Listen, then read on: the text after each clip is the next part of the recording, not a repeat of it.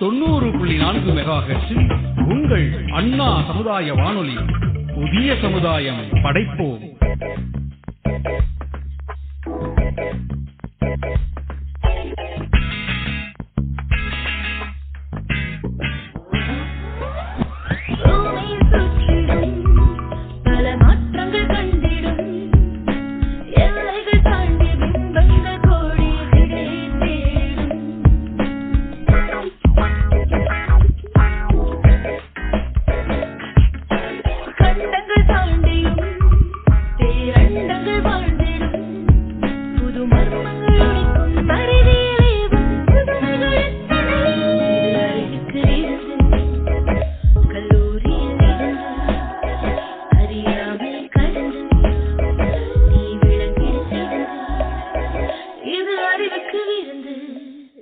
வணக்கம் நேயர்களே, நீங்கள் கேட்டுக்கொண்டிருப்பது அண்ணா சமுதாய வானொலி 90.4 மெகாஹெர்ட்ஸ்.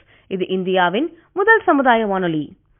இந்த நிகழ்ச்சி மத்திய அரசின் விஞ்ஞான் பிரசார் அறிவியல் பலகை, தமிழ்நாடு அறிவியல் தொழில்நுட்ப மையம் ஆகியவற்றோடு அண்ணா சமுதாய வானொலி இணைந்து வழங்கும் அறிவுக்கு விருந்து நிகழ்ச்சியின் 12ஆம் பாகம், புதுப்பிக்கத்தக்க ஆற்றல் வளங்கள். காலநிலை மாற்றம், குறைந்து வரும் புதைப்படிவ எரிபொருள் இருப்புகள் மற்றும் நிலையான வளர்ச்சிக்கான தேவை ஆகியவற்றின் சவால்களை எதிர்கொள்வதில் புதுப்பிக்கத்தக்க ஆற்றல் ஒரு முக்கிய தீர்வாக வெளிப்பட்டுள்ளது. மிகவும் நிலையான உலகத்தை வடிவமைப்பதில் இது ஒரு குறிப்பிடத்தக்க பங்கை கொண்டுள்ளது. புதுப்பிக்கத்தக்க ஆற்றல் என்பது இயற்கையாகவே நிரம்பும் மூலங்களில் இருந்து பெறப்படும் ஆற்றலை குறிக்கிறது. அவை மனித நேர அளவீடுகளில் கிட்டத்தட்ட விவரிக்க முடியாதவை. சூரிய ஒளி, காற்று, நீர், உயிரி அதாவது பயோமாஸ் மற்றும் புவி வெப்பம் அதாவது ஜியோதெர்மல் ஹீட் போன்ற இயற்கையாகவே நிரப்பப்படும் வளங்களில் இருந்து இது பெறப்படுகிறது.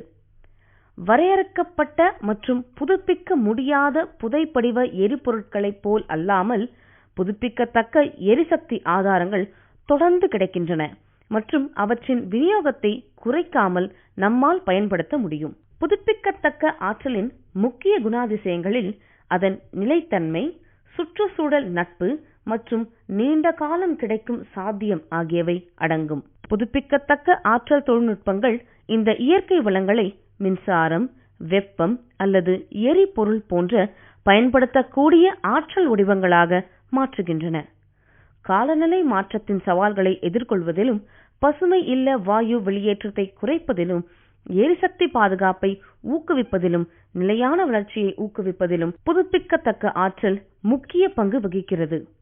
புதைப்படிவ எரிபொருட்களை நம்பியிருப்பதை குறைத்தல், காற்று மாசுபாட்டை தணித்தல், வேலை வாய்ப்புகளை உருவாக்குதல் மற்றும் தொழில்நுட்ப கண்டுபிடிப்புகளை இயக்குதல் உள்ளிட்ட பல நன்மைகளை இது வழங்குகிறது. புதுப்பிக்கத்தக்க எரிசக்தி ஆதாரங்கள் பலதரப்பட்டவை மற்றும் வழக்கமான ஆற்றலுக்கு இவை பரவலான நிலையான மாற்றீடுகளாக வழங்குகின்றன. புதுப்பிக்கத்தக்க ஆற்றல் வகைகளை பற்றி இப்பொழுது தெரிஞ்சுக்கலாம். சூரிய ஆற்றல், ஒளி மின்னழுத்த செல்கள் அதாவது போட்டோவோல்டாயிக் மற்றும் சூரிய வெப்ப சேகரிப்பான்கள் மூலம் சூரியனின் சக்தியை பயன்படுத்தலாம்.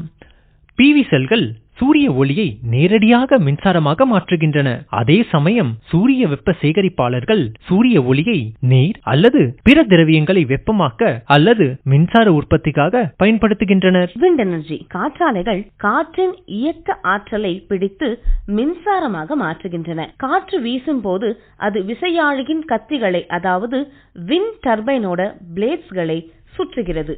இது இயந்திர ஆற்றலை உருவாக்குகிறது. பின்பு அது மின் ஆற்றலாக மாற்றப்படுகிறது. ஹைட்ரோ பவர், ஆறுகள் போன்ற பாயும் நீரின் ஆற்றலை கொண்டு ஹைட்ரோ பவர் மின்சாரத்தை உருவாக்க முடியும். நகரும் நீரின் ஆற்றலை பிடிக்க அணைகள் அல்லது பிற கட்டமைப்புகளை நிர்மாணித்து அந்த வேகமான நீரின் மூலம் உருவாகும் இயந்திர ஆற்றலை கொண்டு மின் ஆற்றலை தயாரிக்க முடியும். பயோமாஸ் எனர்ஜி அதாவது உயிரி ஆற்றல், தாவர பொருட்கள், விவசாய கழிவுகள் மற்றும் மரம் உள்ளிட்ட கரிம பொருட்களில் இருந்து உயிரி ஆற்றல் பெறப்படுகிறது. காற்றில்லா செரிமானம் மற்றும் நொதித்தல் போன்ற செயல்முறைகள் மூலம் பெறப்படும் உயிரி ஆற்றலை கொண்டு வெப்பத்தை உருவாக்கலாம் அல்லது உயிர் வாயு அதாவது பயோகேஸ் போன்றவற்றை உருவாக்கலாம். அல்லது எத்தனால் மற்றும் பயோடீசல் போன்ற உயிரி எரிபொருட்களாக, அதாவது பயோஃபியூவல்ஸாக மாற்றலாம். ஜியோதெர்மல் எனர்ஜி, அதாவது புவி வெப்ப ஆற்றல் பூமியின் உட்பகுதியில் இருக்கும் வெப்பத்தை பயன்படுத்துகிறது. புவி வெப்ப தேக்கங்களின் ஆற்றலை எடுப்பதன் மூலம் கட்டிடங்களை சூடாக்க மற்றும் புவி வெப்ப மின் நிலையங்கள் கொண்டு மின்சாரம் தயாரிக்க பயன்படுத்தப்படுகிறது. இந்த ஆற்றல் மூலமானது குறிப்பாக எரிமலைகள் அல்லது வெப்ப நீரூற்றுகள் உள்ள பகுதிகளில் ஏராளமாக காணலாம். ஓஷன் எனர்ஜி, அதாவது கடல் ஆற்றல். கடல் ஆற்றல் என்பது கடலின் அலைகள் மற்றும் வெப்பநிலை வேறுபாடுகளின் சக்தியை பயன்படுத்தும் பல தொழில்நுட்பங்களை உள்ளடக்கியது. அலை ஆற்றலானது சந்திரன் மற்றும் சூரியனின் ஈர்ப்பு விசைகளை பயன்படுத்தி மின்சாரத்தை உருவாக்குகிறது. அதே நேரத்தில் அலை ஆற்றல் கடலின் அலைகளின் ஆற்றலை பிடிக்கிறது. பெருங்கடல் வெப்ப ஆற்றல் மாற்றம், அதாவது ஓஷன் தெர்மல் எனர்ஜி கன்சர்வேஷன் ஆனது ஆற்றலை உற்பத்தி செய்ய சூடான மேற்பரப்பு நீர் மற்றும் குளிர்ந்த ஆழமான நீர் இடையே வெப்பநிலை வேறுபாடுகளை பயன்படுத்துகிறது. புதுப்பிக்கத்தக்க ஆற்றலின் முக்கியத்துவம் பற்றி நாம் இப்போது அறிந்து கொள்வோம். காலநிலை மாற்றம், சுற்றுச்சூழல் சீரழிவு மற்றும் எரிசக்தி பாதுகாப்பு ஆகிய முக்கியமான உலகளாவிய சவால்களை எதிர்கொள்வதில் புதுப்பிக்கத்தக்க ஆற்றல் முக்கிய பங்கு வகிக்கிறது. புதுப்பிக்கத்தக்க ஆற்றல் மிகவும் முக்கியத்துவம் வாய்ந்ததாக இருப்பதற்கு சில முக்கிய காரணங்கள் சிலவற்றை காணலாம். காலநிலை மாற்றத்தை தணித்தல். புதை படிவ எரிபொருட்களுடன் ஒப்பிடும்போது புதுப்பிக்கத்தக்க எரிசக்தி ஆதாரங்கள் கணிசமான அளவு குறைந்த கார்பன் வெளியேற்றத்தை கொண்டுள்ளன. கார்பன் டை ஆக்சைடு போன்ற கிரீன்ஹவுஸ் வாயு உமிழ்வை குறைப்பதன் மூலம் புதுப்பிக்கத்தக்க ஆற்றல் காலநிலை மாற்றம், பூமியில் அதன் தீங்கு விளைவிக்கும் வெப்பநிலை, தீவிர வானிலை நிகழ்வுகள் மற்றும் கடல் மட்ட உயர்வு உள்ளிட்டவற்றை தணிக்க உதவுகிறது. சுற்றுச்சூழல் நன்மைகள். புதுப்பிக்கத்தக்க ஆற்றல் குறைந்தபட்ச சுற்றுச்சூழல் தாக்கத்தை கொண்டுள்ளது. புதுப்பிக்கத்தக்க எரிசக்தி ஆதாரங்கள் புதைப்படிவ எரிபொருள் பிரித்தெடுத்தல் மற்றும் எரிப்பு போல் இல்லை. ஏனெனில் புதைப்படிவ எரிபொருள் காற்று மாசுபாடு, அமிலமழை அல்லது நீர் மாசுபாட்டிற்கு பங்களிக்கிறது. அதுவே புதுப்பிக்கத்தக்க எரிசக்தி ஆதாரங்களால் இவை ஏற்படுவதில்லை. புதுப்பிக்கத்தக்க எரிசக்திகள் சுற்றுச்சூழல் அமைப்புகளை மற்றும் பல் உயிர்களை பாதுகாக்கவும் அனைத்து உயிரினங்களுக்கும் ஆரோக்கியமான சூழலை உறுதிப்படுத்தவும் உதவுகின்றன. எரிசக்தி பாதுகாப்பு. புதுப்பிக்கத்தக்க ஆற்றல் நமது ஆற்றல் ஆதாரங்களை பல்வகைப்படுத்துகிறது மற்றும் விலையேற்ற இறக்கம் மற்றும் புவிசார் அரசியல் மோதல்களுக்கு உட்பட்ட வரையறுக்கப்பட்ட புதைப்படிவ எரிபொருள் இருப்புகளை சார்ந்திருப்பதை குறைக்கிறது.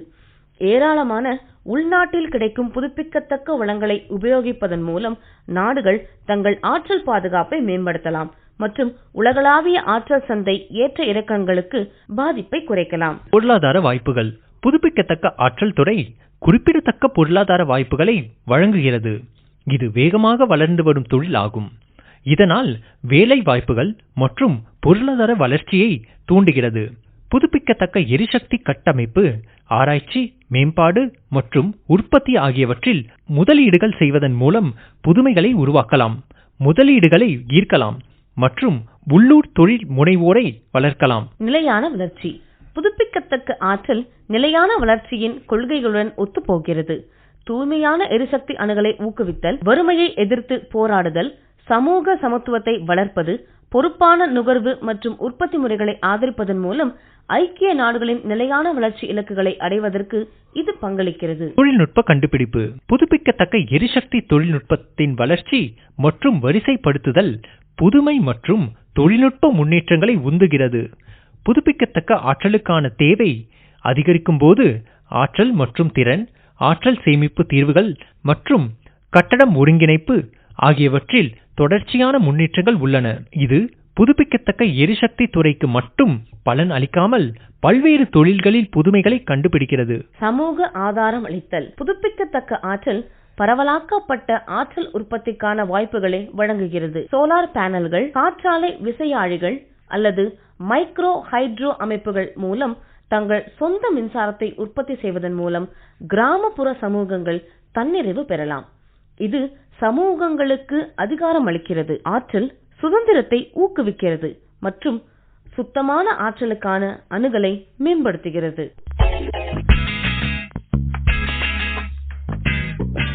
நேயர்களே, அடுத்து நாம் கேட்க இருப்பது அறிவியல் செய்முறை.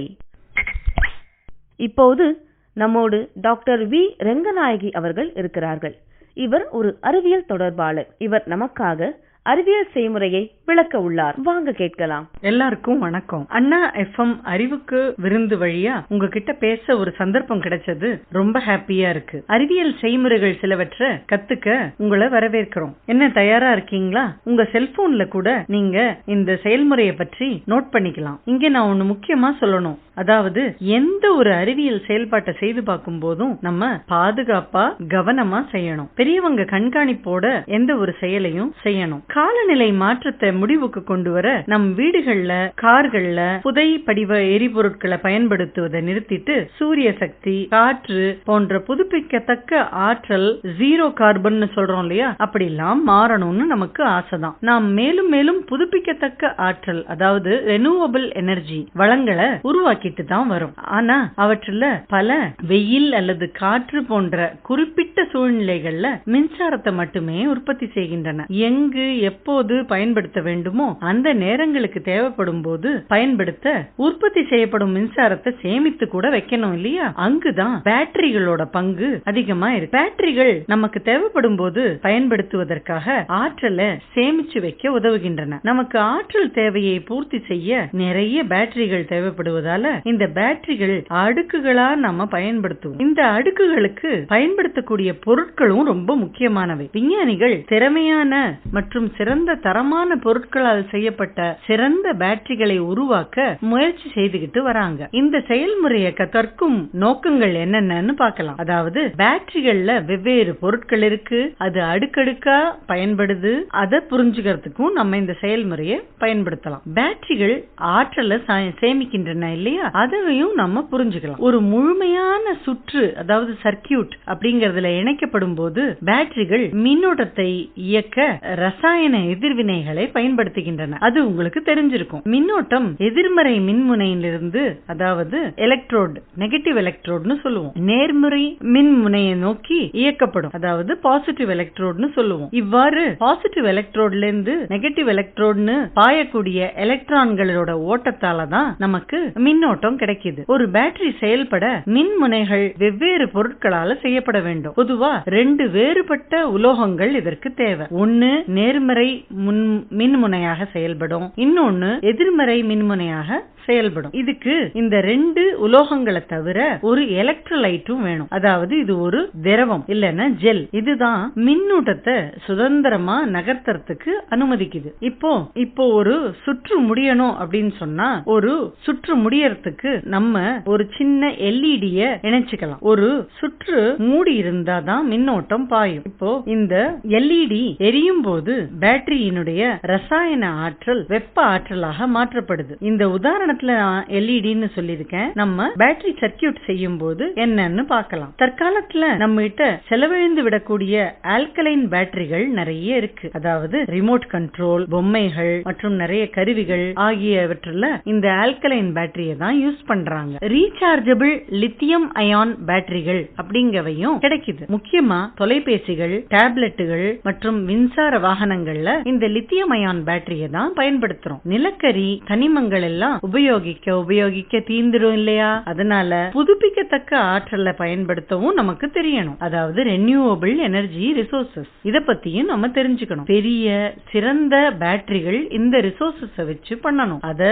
உருவாக்குறதுக்கு நிறைய விஞ்ஞானிகள் வேணும். அதனால எல்லாரும் சயின்ஸ் நிறைய எடுத்து படிக்கணும். இவ்வகை உலகளாவிய பேட்டரி பரிசோதனையில பங்கேற்பதன் மூலம் பேட்டரிகள் எவ்வாறு செயல்படுகின்றன என்பதையும் நிலையான ஆற்றலை உருவாக்கும் கருவிகளை பற்றியும் நம்ம புரிஞ்சுக்கலாம். மேலும் நம்மள இதே லைன்ல படிக்கிறதுக்கும் இது ஊக்குவிக்கும். என்ன, ஒரு பிரகாசமான ஆற்றல் எதிர்காலத்தை நோக்கி உழைக்கும் விஞ்ஞானியாவே உங்களை மாத்திட்டேனா இந்த செயல்முறைக்கு இப்ப போவோம். ஒரே அளவிலான 10 நாணயங்களை எடுத்துக்கோங்க. அடுத்ததா ஒரு எல்இடி, மூன்றாவதா வினிகர், அப்புறம் அலுமினிய தகடு, அதாவது அலுமினிய ஃபாயில், அதுக்கப்புறம் கார்டுபோர்டு அட்டை, கத்திரிக்கோல், எழுதுவதற்கு பேனா, பேப்பர்ல அட்டவணை போடுறதுக்கு ஒரு பேப்பர் ஸ்கேல், அப்புறம் 2 பீங்கான் கப்பு அல்லது தட்டு, அதுக்கப்புறம் இடுக்கி முள் அதாவது ட்வீசர்ஸ்னு சொல்லுவோம் இல்லையா, அது வேணும்னா அது ஒண்ணு தேவை. அதுக்கப்புறம் ஒட்டும் நாடா. இப்போ செய்முறைக்கு போலாம். ஒரு நாணயத்தை டெம்ப்ளேட்டாக அதாவது வார்ப்புருவாக பயன்படுத்தி 10 அட்டையில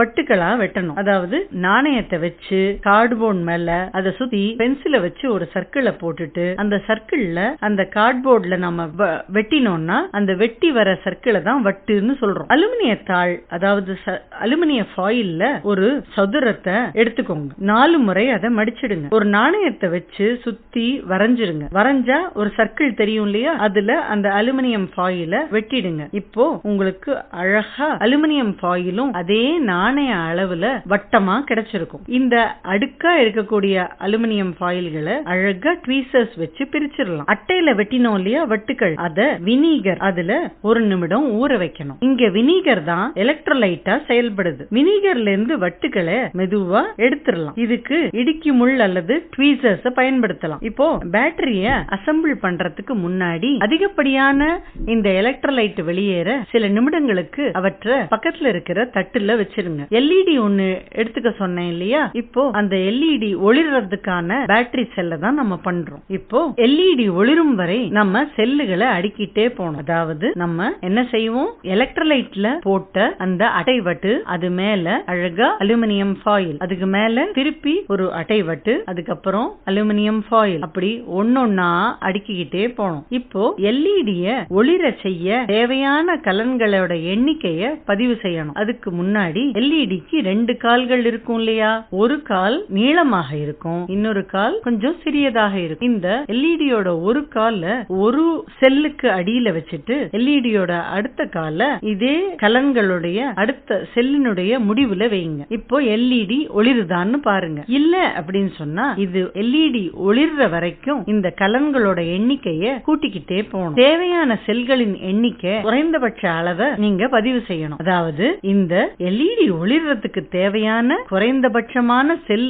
நம்பர் எவ்வளவு அப்படிங்கறத நீங்க அட்டவணையில பக்கத்துல நோட் பண்ணிக்கோங்க. இப்போ வினிகர் பயன்படுத்தி பரிசோதனை செய்தோம் இல்லையா, இந்த வினிகர் பரிசோதனைக்கு பதிலா நீங்க அந்த எலக்ட்ரோலைட்டை மாத்தி கூட சோதனை செய்யலாம். இது உப்பு கரைசல். இப்போ வினிகரை எலக்ட்ரோலைட்டா யூஸ் பண்ணி சோதனை செய்தோம் இல்லையா, அதற்கு பதிலா வேறு எலக்ட்ரோலைட்களையும் போட்டு சோதனை செய்யலாம். வேற வேற எலக்ட்ரோலைட்கள் என்னென்னு சொல்றேன். உப்பு கரைசல் அதாவது ஒரு தேக்கரண்டி உப்பை எடுத்து 100 மில்லி தண்ணீர்ல கரைத்தா அதை கூட நீங்க எலக்ட்ரோலைட்டா யூஸ் பண்ணலாம். அல்லது 50% வினிகர் 50% உப்பு கரைசல் சேர்ந்த கலவை, இதையும் நம்ம எலக்ட்ரோலைட்டா யூஸ் பண்ணலாம். நாணயம் பேட்டரியிலிருந்து வேறு ஏதேனும் மின்கூறுகளை இயக்க முடியுமா அப்படின்னு நீங்க ஆராய்ந்து கூட பார்க்கலாம். அதாவது எல்இடியை தான் எப்பவுமே எரிய வைக்கணும்னு கிடையாது. பஸ்ஸரை கேட்க வைக்கலாம், இல்ல ஒரு லைட் பல்ப், சின்னதா ஒரு லைட் பல்ப கூட நம்ம எரிய வைக்கலாம். உங்க பேட்டரி எவ்வளவு நேரம் எல்இடியை ஒளிர செய்யுது அப்படின்னு நம்ம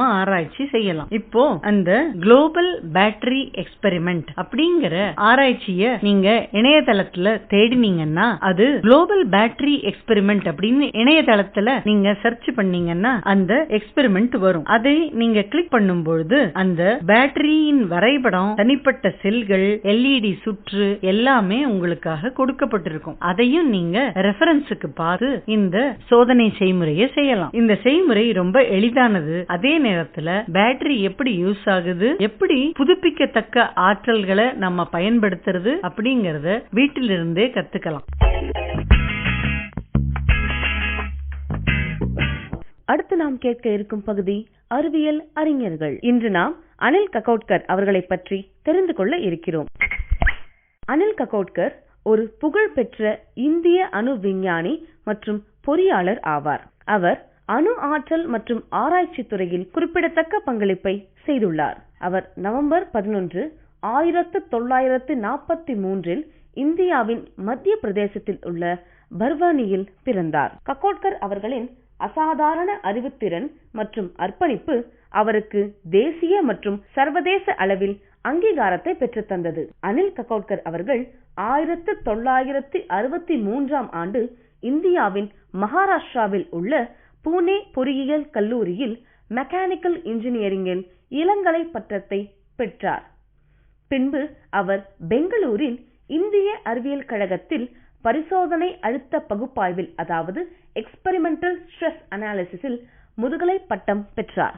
1969 அதே நிறுவனத்தில் இருந்து பரிசோதனை அழுத்த பகுப்பாய்வில் அவர் முனைவர் பட்டம் பெற்றார். அனில் ககோட்கர் அவர்கள் 1964 மும்பையில் உள்ள பாபா அணு ஆராய்ச்சி மையத்தில் சேர்ந்தார் மற்றும் அவரது வாழ்க்கை முழுவதும் பல்வேறு பதவிகளில் பணியாற்றினார். 1996 முதல் 2000ஆம் ஆண்டு வரை அவர் பார்க்கில் இயக்குநராக இருந்தார். அணு உலைகளின் வடிவமைப்பு மற்றும் கட்டுமானம் உட்பட அணுசக்தி தொடர்பான முக்கியமான ஆராய்ச்சி மற்றும் மேம்பாட்டு நடவடிக்கைகளை மேற்பார்வையிட்டார். இந்தியாவின் அணுசக்தி திட்டத்தை வடிவமைப்பதில் ககோட்கர் அவர்கள் முக்கிய பங்கு வகித்தார். மின்சாரத்தை உற்பத்தி செய்வதிலும் இந்தியாவின் ஆற்றல் தேவைகளை பூர்த்தி செய்வதிலும் முக்கிய பங்காற்றிய நாட்டின் உள்நாட்டு அழுத்தப்பட்ட கனநீர் உலை அதாவது பிரஷரைஸ்டு ஹெவி வாட்டர் ரியாக்டர் தொழில்நுட்பத்தின் வெற்றிகரமான வளர்ச்சிக்கு அவர் தலைமை தாங்கினார்.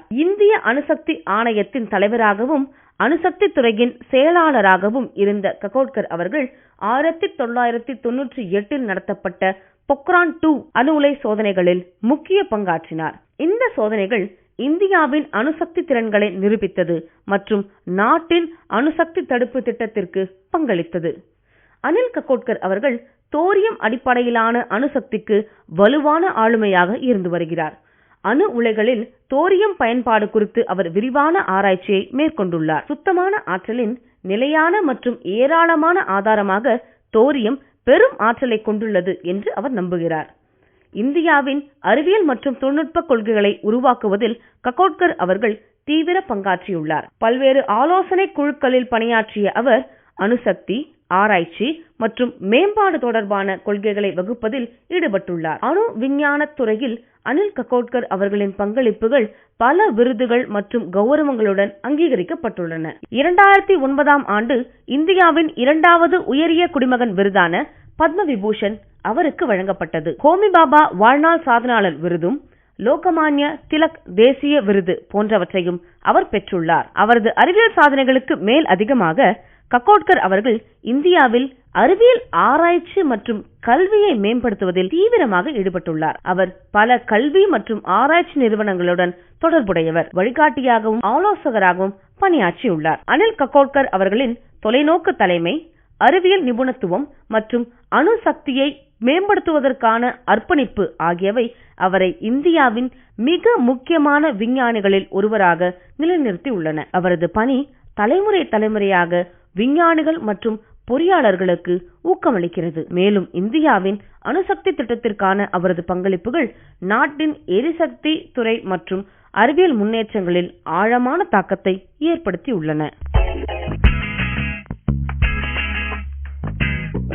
நேயர்களே, அடுத்து நீங்கள் கேட்க இருக்கும் பகுதி அறிவியல் செய்திகள்.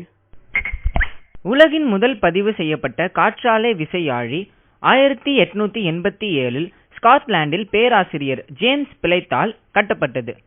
மேலும் அது அவரது விடுமுறை இல்லத்திற்கு சக்தி அளிக்க பயன்படுத்தப்பட்டது.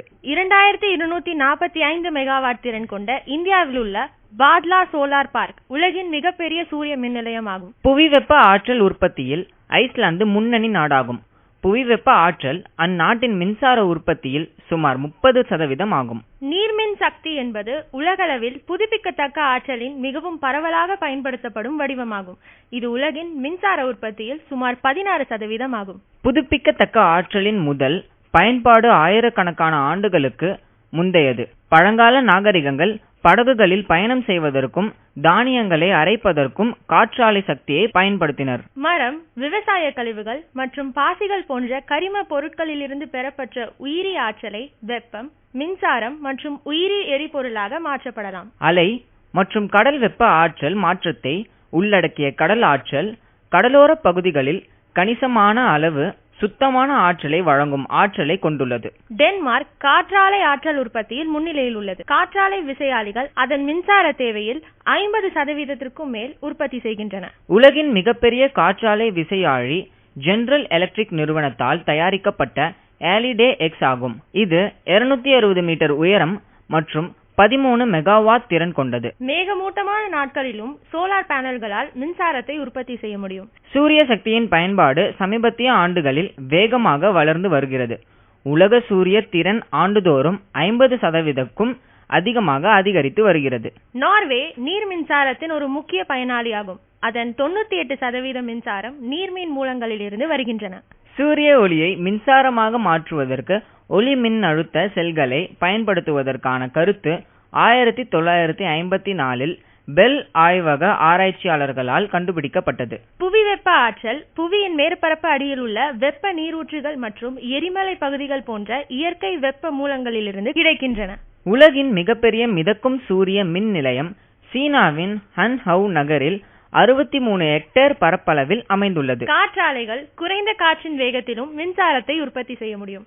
சில நவீன விசையாழிகள் வினாடிக்கு 2 மீட்டர் குறைந்த காற்றின் வேகத்திலும் மின்சாரத்தை உற்பத்தி செய்ய தொடங்கும். சூரிய ஆற்றல் என்பது பூமியில் கிடைக்கும் மிக அதிகமான புதுப்பிக்கத்தக்க ஆற்றல் மூலமாகும்.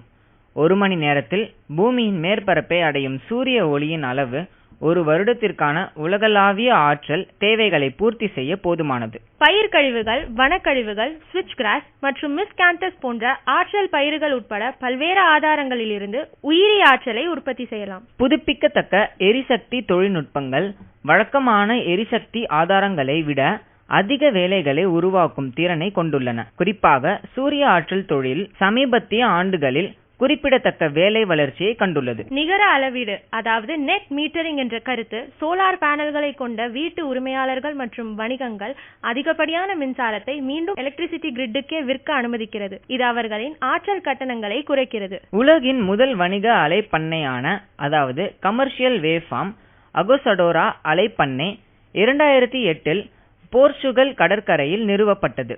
இருப்பினும் தொழில்நுட்ப சவால்கள் காரணமாக இது 2009 நிறுத்தப்பட்டது. புதுப்பிக்கத்தக்க எரிசக்தி ஆதாரங்களை பயன்படுத்துவது பசுமை இல்ல வாயு வெளியேற்றத்தை குறைக்கவும் காலநிலை மாற்றத்தின் தாக்கங்களை குறைக்கவும் உதவும். செறிவூட்டப்பட்ட சூரிய சக்தி அதாவது கான்சென்ட்ரேட்டட் சோலார் பவர் கண்ணாடிகள் அல்லது லென்ஸ்கள் மூலம் சூரிய ஒளியை ரிசீவரில் செலுத்துகிறது.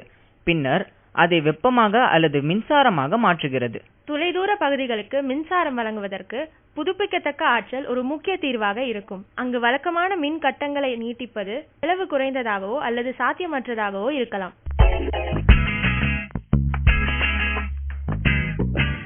நேர்களே, நிகழ்ச்சியின் நிறைவு பகுதிக்கு நாம வந்துட்டோம்.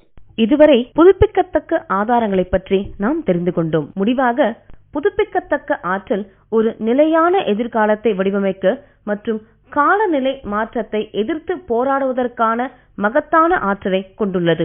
11 வயதினராக புதுப்பிக்கத்தக்க ஆற்றலின் முக்கியத்துவத்தை புரிந்து கொள்வதன் மூலமும் அதனை ஏற்றுக்கொள்வதற்காக வாதிடுவதன் மூலமும் உங்கள் அன்றாட வாழ்வில் நிலையான தேர்வுகளை மேற்கொள்வதன் மூலமும் இந்த மாற்றத்திற்கான பயணத்தில் நீங்கள் பங்களிக்க முடியும். புதுப்பிக்கத்தக்க ஆற்றலை தழுவுவதன் மூலம் உங்களுக்கு வரவிருக்கும் தலைமுறைகளுக்கு தூய்மையான, பசுமையான மற்றும் பிரகாசமான எதிர்காலத்தை உருவாக்கும் சக்தி உங்களிடம் உள்ளது. தூய்மையான, புதுப்பிக்கத்தக்க எரிசக்தி ஆதாரங்களால் இயங்கும் உலகை நோக்கி நாம் கைகோர்த்து செயல்படுவோம். நன்றி, வணக்கம். நேர்களே, இந்த நிகழ்ச்சி உங்களுக்கு பயனுள்ளதா இருந்திருக்கும்னு நாங்க நம்புறோம். மீண்டும் அடுத்த நிகழ்ச்சியில் உங்களை சந்திக்கிறோம். தொடர்ந்து கேளுங்கள் உங்கள் அண்ணா சமுதாய வானொலி 90.4 மெகாஹெர்ட்ஸ். நன்றி, வணக்கம்.